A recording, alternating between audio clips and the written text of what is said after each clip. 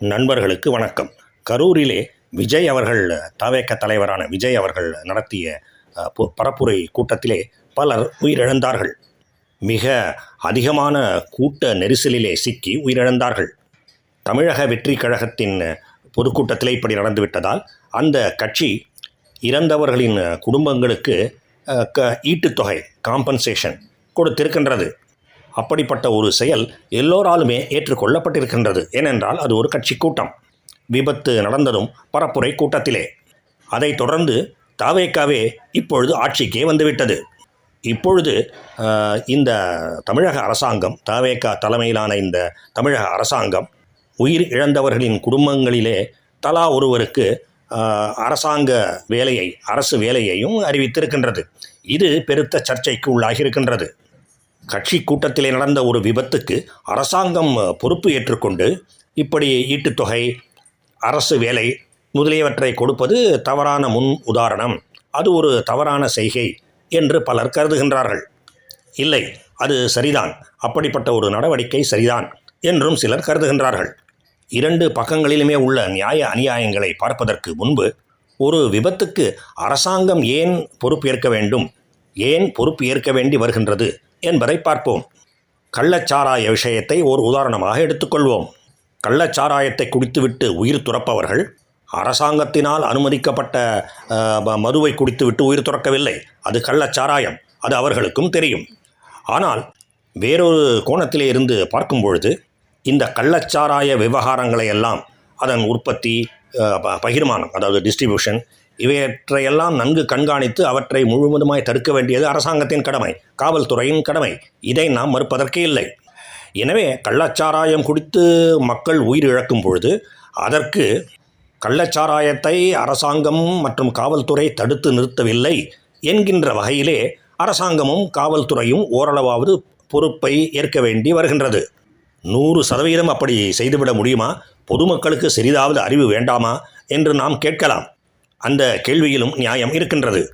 இந்த கேள்வியைத்தான் மிக மிக வலிமையாக கேட்டு போட்டு உடைத்தார் பீகாரின் முன்னாள் முதல்வராகிய திரு நிதிஷ்குமார் அவர்கள்.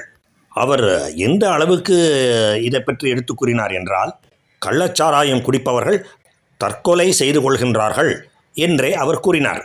கள்ளச்சாராயத்தை குடிப்பதால் என்னவெல்லாம் ஆகக்கூடும் என்பதை பற்றி முழுமையாக புரிதல் இருந்தும் மக்கள் குடி வெறியினாலே வலியச் சென்று கள்ளச்சாராயத்தை வாங்கி குடித்து உயிரிழக்கின்றார்கள். இதற்கு அப்படி தற்கொலை செய்து கொள்பவர்களுக்கு அரசாங்கம் ஏன் பொறுப்பேற்க வேண்டும்? ஏன் ஈட்டுத்தொகை வழங்க வேண்டும்? அதெல்லாம் முடியாது. இனிமேல் கள்ளச்சாராயம் குடித்து இறப்பவர்களுக்கு எந்த விதமான ஈட்டுத்தொகையும் அரசாங்கம் வழங்காது என்று அவர் உறுதிபட கூறினார். ஆனால் இந்த மறுபக்கத்தை, கள்ளச்சாராயத்தை தடுத்து நிறுத்த வேண்டியது அரசாங்கத்தின் பொறுப்பு என்கின்ற மறுபக்கத்தை அவர் லட்சியம் செய்யவே இல்லை. அது ஒரு சிறிய தவறாக இருக்கலாம். இப்படி சாதக பாதகங்கள், நியாய அநியாயங்கள், இழப்பீடு கொடுக்க வேண்டுமா அல்லது கொடுக்கக்கூடாதா என்பதற்கான நியாய அநியாயங்கள் இரண்டு பக்கங்களிலுமே விரவி கிடக்கின்றன. இந்த கூற்றுதான் சரி என்று முடிவாக கூறுவதற்கு இல்லை. நீதிமன்றங்கள் தான் அதற்குரிய இறுதி முடிவை எடுத்து கூற வேண்டுமே தவிர பொதுமக்களாகிய நாம் இல்லை. இந்த கள்ளச்சாராய விஷயத்தை போல்தான் கரூர் கூட்ட நெரிசலில் சிக்கி உயிரிழந்தவர்களின் நிலைமையும். தற்கொலை செய்து கொண்டு விட்டார்கள் என்கின்ற அளவுக்கு அதை வன்மையாக கொண்டு போக முடியாது. ஆனாலும் பெரும் கூட்டம் கூடும் என்பது எல்லோரும் எதிர்பார்க்கக்கூடிய ஒன்றுதான். அப்படிப்பட்ட கூட்டத்திலே போய் சிக்கிக்கொள்வது என்றால் அதை மடமை என்று சொல்வதை தவிர வேறு என்ன சொல்ல முடியும்? அந்த அளவுக்கு கூட சுய கட்டுப்பாடு இல்லை என்றால் அப்படிப்பட்ட கூட்டத்தை என்னவென்று சொல்வது? ஆனால் கூட்டத்தை நடத்தியவர்களின் சார்பிலே என்ன கூறப்படும் என்றால், நாங்கள் முறையான காவல்துறை அனுமதி பெற்றுத்தான் இதை நடத்தியிருக்கின்றோம். எத்தனை மணிக்கு கூட்டம், சுமாராக எவ்வளவு பேர் வருவார்கள் என்பதையெல்லாம் முன்கூட்டியே அனுமானித்து காவல்துறைக்கு தகவல் கொடுத்திருக்கின்றோம்.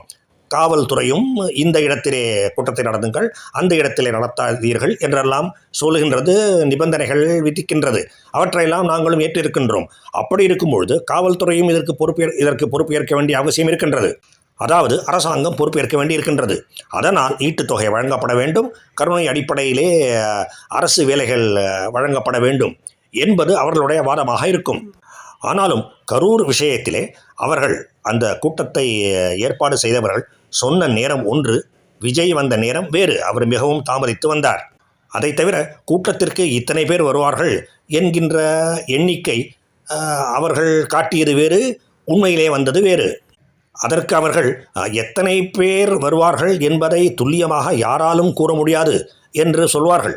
அது உண்மைதான்.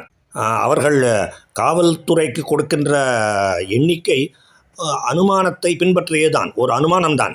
ஆனால் இந்த கரூர் கூட்டம் தாவேகா நடத்திய முதல் கூட்டம் இல்லை. அதற்கு முன்பும் கூட்டங்கள் நடந்திருக்கின்றன. அவற்றிலே எத்தனை பேர் வந்தார்கள், எவ்வளவு கூட்டம் இருந்தது என்பது எல்லோரும் பார்க்கக்கூடிய ஒன்றாகத்தான் இருந்தது. விஜய் அவர்கள் எவ்வளவு புகழ்பெற்று விளங்குகின்றார் பொதுமக்களிடையே என்பது தெள்ள தெளிவாக தெரிந்தது. அப்படிப்பட்ட கூட்டங்களின் அதே எண்ணிக்கைதான் கரூர் கூட்டத்திற்கும் வரும் என்று யாராலும் சொல்லிவிட முடியாது. ஆனாலும் முன்பு நடந்த அந்த கூட்டங்களிலே கூடிய பெருங்கூட்டம் ஒரு சமிக்ஞை, இண்டிகேஷன் அதை கொடுக்கின்றது. அதை மறந்து விடுவதற்கு இல்லை. எனவே அப்படிப்பட்ட ஒரு கூட்டத்திற்கும் அங்கே நடந்த விபத்துக்கும் தமிழக வெற்றி கழகத்துக்கு எந்த பொறுப்பும் இல்லை என்றும் கூறிவிட முடியாது. அரசாங்கத்துக்கும் எந்த பொறுப்புமே இல்லை என்றும் கூறிவிட முடியாது. இந்த கூற்று, அதாவது இரண்டு பக்கங்களிலுமே பொறுப்பு இருக்கின்றது என்கின்ற கூற்று எவ்வளவு தூரம் ஏற்கத்தகுந்தது என்பதையும் நீதிமன்றங்கள் தான் முடிவு செய்ய வேண்டும். அப்படியே அரசாங்கத்துக்கும் ஓரளவு பொறுப்பு இருக்கின்றது என்பதை ஏற்றுக்கொண்டால் கூட இப்படிப்பட்ட சம்பவங்களிலே உயிர் துறப்பவர்களுக்கு ஈட்டுத்தொகை வழங்குவது சரிதானா என்பதை நீதிமன்றம் கவனிக்கும். அதை தவிர அரசு பணி வழங்குவதும் நியாயமான செயல்தானா, முறையானதுதானா என்பதையும் நீதிமன்றம் கவனிக்கும். இந்த வாத பிரதிவாதங்கள் எல்லாமே நீதிபதிகளின் முன்னாலே வைக்கப்படும். அவற்றையெல்லாம் நன்கு ஆராய்ந்து நீதிமன்றம் முடிவெடுக்கும். இதுதான் சரி, அது சரியில்லை என்று போகின்ற போக்கிலே நாம் கூறிவிட முடியாது. இதை பற்றிய ஒரு தெளிவான முடிவு என்ன என்பதை இனிமேல் தான் பொறுத்திருந்து தான் பார்க்க வேண்டும். வாழ்க பாரதம்! ஜெய் ஹிந்த்!